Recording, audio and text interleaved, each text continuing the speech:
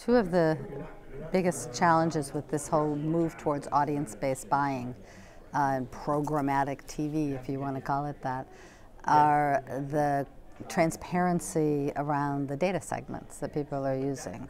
So many people are still just relying on Nielsen and sort of Nielsen MRI Fusion data segments because they don't trust a lot of the new data sets that are out there. So companies like CIMM, Experian, LiveRamp, Newstar, you know, they have 40,000 different data sets you can choose from. And they've never made it exactly clear often where that data comes from.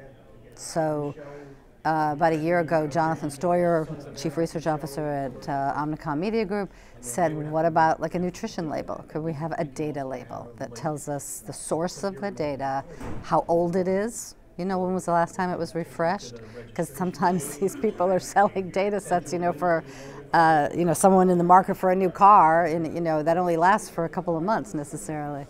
So there is a lot of time sensitivity around many of these data sets.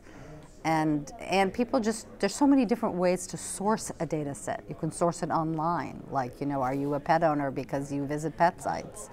Are you a pet owner because we can find some loyalty card data we can actually match to your household that shows that you buy pet food, you buy pet supplies. So there's many, many ways to create every one of these segments that they talk about. And what buyers of the data sets have to do now is kind of test them out.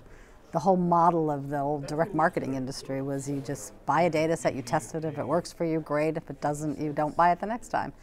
But that doesn't really work in media buying because people can't do that. You can't just keep testing lists in television, it's too expensive. So they really want data sets, particularly in TV, that they can forecast on because of the upfront buying of television. They want stable data sets that you can understand the seasonality to them.